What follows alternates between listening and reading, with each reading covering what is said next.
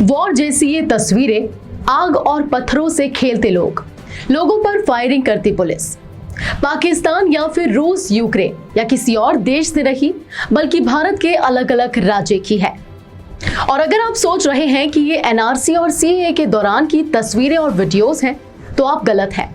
बल्कि ये 3 जून से लेकर 10 जून तक का वाकया है जिसने आधे देश को जला दिया है।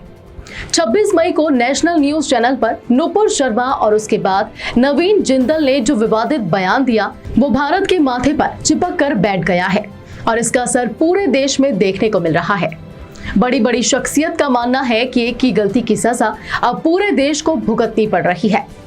अगर आप नुपुर शर्मा के विवादित बयान के बारे में डिटेल में जानना चाहते हैं तो डिस्क्रिप्शन में दिए गए लिंक पर क्लिक करके हमारी पिछली वीडियो से सारी जानकारी ले सकते हैं। दरअसल सबसे पहले पैगंबर मोहम्मद के अपमान के विरोध में 3 जून को कानपुर में प्रदर्शन बुलाया गया था, जिसके दौरान विद्रोह के बीच पथराव भी देखने को मिला। इस बगावत के पीछे मांग थी नुपुर शर्मा की गिरफ्तारी की जाए। हालांकि अभी तक गिरफ्तारी नहीं हुई है, लेकिन इस मांग ने इतनी तेजी पकड़ ली कि देश के अलग अलग हिस्सों में जुम्मे की नमाज के बाद प्रदर्शन हुए। कई जगह ये प्रदर्शन हिंसा में तब्दील हो गए तो कई जगह लाशें बिछ गई। सबसे पहले बीते दिन दिल्ली की जामा मस्जिद की सीढ़ियों से प्रदर्शन की तस्वीरें सभी चैनल्स पर टेलीकास्ट की गई। वीडियो भी सामने आए जिसमें प्रदर्शनकारियों के हाथ में पोस्टर थे और आसमान गुस्से में भरे लोगों के नारों से गूंज रहा था। इस पर ज्यादा जानकारी देते हुए दिल्ली पुलिस में सेंट्रल डिस्ट्रिक्ट की डीसीपी श्वेता चौहान के हवाले से न्यूज एजेंसी एएनआई ने बताया है कि तकरीबन 1,500 लोग जुम्मे की नमाज के लिए जामा मस्जिद पर इकट्ठे हुए थे, लेकिन जैसे ही नमाज पूरी हुई उसके तुरंत बाद तकरीबन 300 लोग सड़क पर आ गए और नुपुर शर्मा और नवीन जिंदल की भड़काऊ टिप्पणी पर विरोध जताने लगे।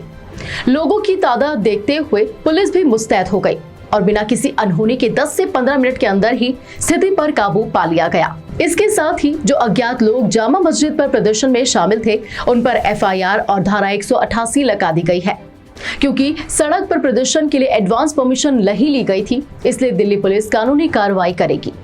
कानपुर का 3 जून वाला वाकया दिल्ली में तो नहीं दोहराया गया, लेकिन जैसे जैसे 10 जून आया वैसे वैसे देश के अलग अलग हिस्सों से प्रदर्शन की अलग अलग खबरें आनी शुरू हो गई।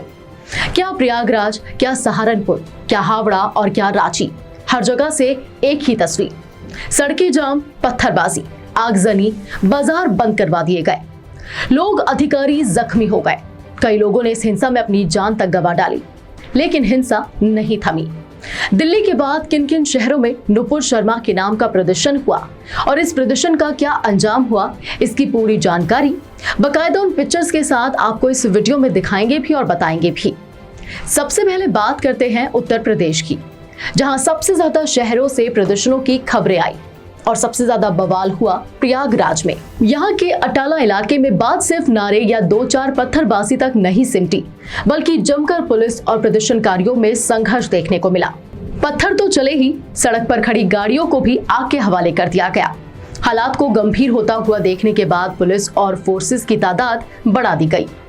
प्रयागराज के अलावा मुरादाबाद, सहारनपुर और देवबंद में भी पुलिस को बल का इस्तेमाल करना पड़ा, लेकिन यहाँ सिचुएशन समय रहते काबू कर ली गई।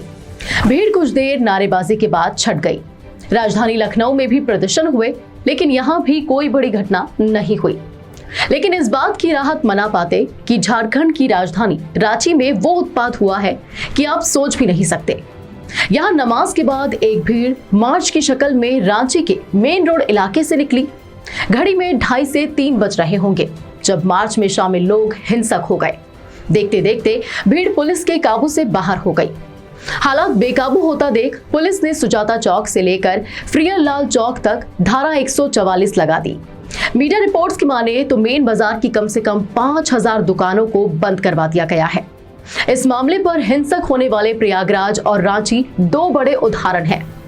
लेकिन वो कहावत तो आपने सुनी ही होगी कि चिंगारी एक जगह लगती है मगर वो फैल आसपास के सारे इलाकों में जाती है।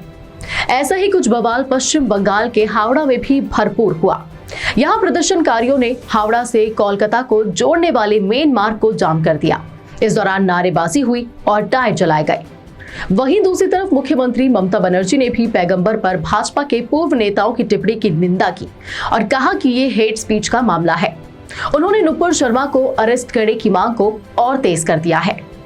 हैदराबाद में जहां पुलिस ने मिनटों में भीड़ को तितर बितर कर दिया, वहीं पटना और कटिहार जैसी जगहों पर बात नारेबाजी और पुतला जलाने जैसी चीजों से आगे नहीं बढ़ी। महाराष्ट्र के सोलापुर में भी भारी भीड़ एकत्रित हुई, लेकिन कोई अनहोनी नहीं हुई। हालांकि जम्मू कश्मीर में जरूर एक वायरल वीडियो ने माहौल बिगाड़ दिया। दरअसल 9 जून को यानी कि बीते दिन जम्मू कश्मीर के डोडा जिले में एक वीडियो सबके फोनों तक पहुंचा, जिसमें एक मस्जिद पर चढ़कर दिन दहाड़े एक बेहद भड़काऊ भाषण दिया गया। एक ही सांस में अमन और इस्लाम के नाम पर सिर कलम करने तक की बातें हो गई और वहां इकट्ठी भीड़ ने तालियों से इस बात का स्वागत किया, नारे भी लगाए। बस फिर क्या था, राज्य में तनाव पैदा होना तो लाजमी ही था, जिसको देखते हुए पुलिस को कर्फ्यू भी लगाना पड़ा। अनहोनी की आशंका थी, इसलिए सेना से फ्लैग मार्च भी निकलवाया गया, ताकि कोई भी कानून तोड़ने से पहले 10 बार नहीं बल्कि 20 बार सोचे। आपको यह भी बता दें कि इस मामले में भद्रवाह पुलिस थाने में मामला दर्ज कर लिया गया है और धार्मिक भावनाएं भड़काने और आपराधिक मंशा से धमकाने की धाराएं भी लगा दी गई हैं। मगर सवाल ये खड़ा होता है कि देश में इतना सब हो रहा है, इस बीच हमारे प्रधानमंत्री, गृह मंत्री कहां हैं? उनका कोई भी स्टेटमेंट या फिर एक्शन सामने क्यों नहीं आया है? प्रधानमंत्री मोदी या फिर होम मिनिस्टर अमित शाह से इस मुद्दे पर रजामंदी होने या फिर इसके खिलाफ होने किसकी उम्मीद की जाए? अमित शाह हमेशा प्रदर्शन, हिंसा के खिलाफ कई बड़े बड़े बयान देते हुए आए हैं, लेकिन आज जब यूपी, दिल्ली, हैदराबाद जगह जगह पर ऐसी गतिविधियां सामने आ रही हैं, तब उन्होंने चुप्पी क्यों साधी हुई है? क्या ऐसे हमारा देश आगे बढ़ पाएगा? क्या कोविड की वजह से हुए नुकसान के बाद हिंसा में हो रही ये बर्बादी देश झेल पाएगा? आखिर कब बंद होगा देश में हिंदू मुसलमान का ये मसला?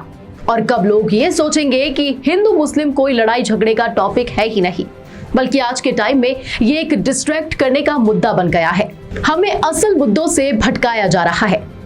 क्या आपने कभी अपने आप से ये सवाल किया है? अगर नहीं तो कीजिए और अपने आसपास के लोगों को भी समझाइए। इस बेवजह की लड़ाई से आप भी बाहर निकलिए और लोगों को भी बाहर निकलने की सलाह दीजिए, क्योंकि ये वजह हमारे देश को तरक्की नहीं बल्कि हमारे देश की बची कुची तरक्की भी छीन रही है। अगर आप भी इस बात से एग्री करते हैं तो इस वीडियो को आगे तक जरूर शेयर कीजिएगा। अगर आपको ये वीडियो अच्छी लगी हो तो इसे लाइक करें और चैनल को सब्सक्राइब करना ना भूलें। मैं प्रांजल आपके साथ, धन्यवाद।